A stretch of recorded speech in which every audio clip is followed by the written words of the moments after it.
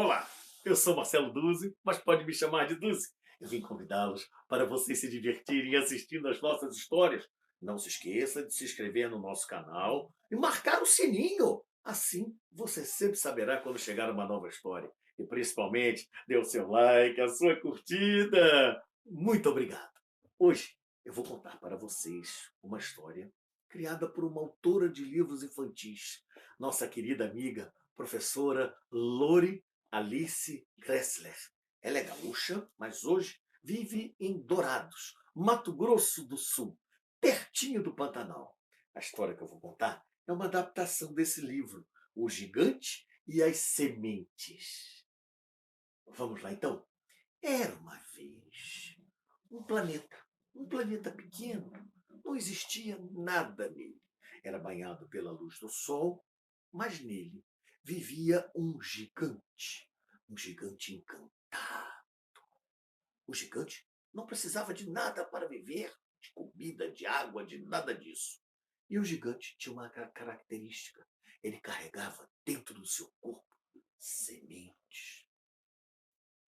Sementes de todas as espécies. Não estou falando só semente de árvore, de milho, de abóbora. Não. Ele tinha semente de tudo. De vaca, de papagaio, periquito, cachorro, jacaré.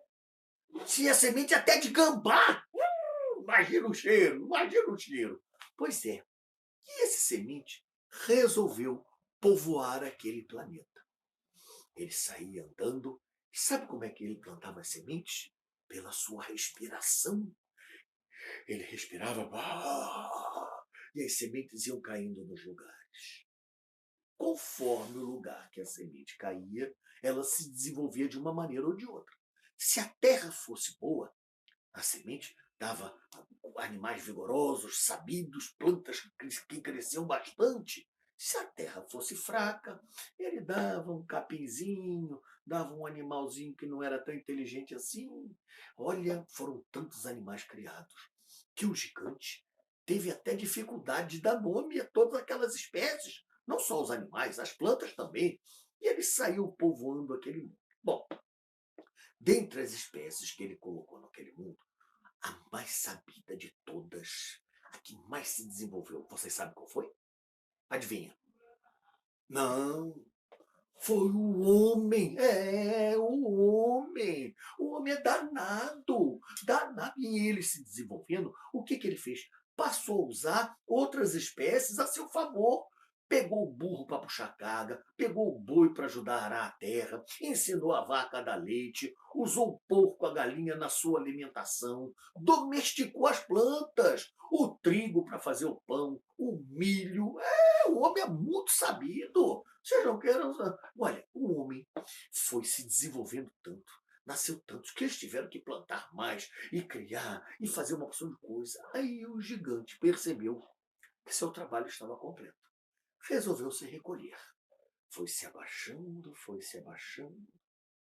adormeceu, se transformou numa montanha. Dava para ver direitinho. Olha lá, aquilo ali é a cabeça do gigante. Olha, a mão do gigante cruzada no peito. Olha lá embaixo. Olha o pé do gigante. Olha o pé do gigante. Foi essa a história que a avó Vitória ouviu de sua mãe, uma escrava que tinha fugido da senzala, carregando a sua filha nos braços. As duas se embrenharam no mato e foram viver bem longe da vila. Depois que a sua mãe morreu, a avó Vitória ficou morando na casa, sozinha, ela e os bichos. Ela adorava os animais, adorava as plantas. Ela dizia que toda espécie tem o seu valor. Não importa se é um inseto pequenininho ou se é uma poderosa onça, se é uma plantinha bem pequenininha ou se é um imenso jatobá. Tudo tem a sua importância. Ela protegia a natureza e ensinava as crianças que iam visitá-la a respeitar a natureza. Ela dizia assim: prestem bem atenção. A nossa casa é feita de quê? De madeira. Então, para construir a casa, nós temos que derrubar uma árvore. Prestem, então, para que nunca falte árvore, temos que plantar outra no lugar, mas uma só não vale. Vai que cai um raio nela, vai que ela seja atacada por cupins. Então, para cada árvore que a gente cortar, a gente planta 5. Nunca faltarão árvores para fazermos as nossas casas, para usarmos no dia a dia do homem, fazermos nossos móveis, tudo que a gente precisa. E também não faltarão árvores na natureza para abrigar os animais. Ela ensinava tudo para as crianças adoravam visitá-la. Quando a aula acabava, elas pediam autorização para os pais e, ó, já para a casa da avó Vitória. Elas subiam pelas pedras da cachoeira, apreciavam a natureza lá de cima e iam da casa dela. Agora, sabe como é que é criança, né? Você sabe por que as crianças iam na casa dela? Por causa dos lanches que a avó Vitória fazia. Ela usava produtos da terra, que ela mesma plantava. Raramente ela ia à vila. Olha, ela fazia cada coisa gostosa, vocês não fazem ideia. A avó Vitória andava sempre com uma peneira recolhendo as sementes. Então, ela tinha muita coisa que mais ninguém tinha. Ela fazia uma abóbora recheada com melado na brasa. Gente, a minha boca enche d'água só de pensar. Fazia batata doce com mel de jataí. Você sabe o que é jataí? Jataí é uma abelha brasileira que não tem ferrão. O mel dela é uma delícia. Como minha boca enche d'água. Fazia piqui com arroz, mas o que as crianças gostavam mesmo era do jaracatiá e do... como é que é? Guaratá? Não. Caraca. Caraguatá. Caraguatá é a mesma coisa que o gravatá. É um tipo de cacto. Ela colocava ele na folha de bananeira e colocava no braseiro. Gente, aqui ó, eu vou falar uma coisa para vocês. Pense numa coisa gostosa. Era o tal do jaracatiá. Olha, mas sabe sorvete de chocolate? O jaracatiá é mais gostoso. Sabe a torta de morango? Bom, o jaracatiá é ó, mas não tem nem comparação. Sabe aquele doce de chocolate com avelã que todo mundo gosta? Não chega nem aos pés do jaracatiá.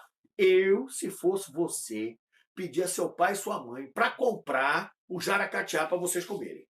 Vocês não queiram saber como é que é gostoso. É uma delícia. As crianças se empapuçavam com aquilo. E a avó Vitória dizia, coma, meus queridos. E outra, hein?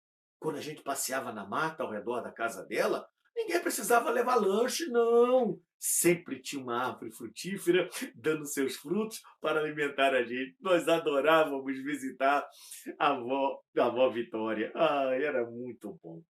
Bom, um dia as crianças cresceram. Foram estudar na cidade grande.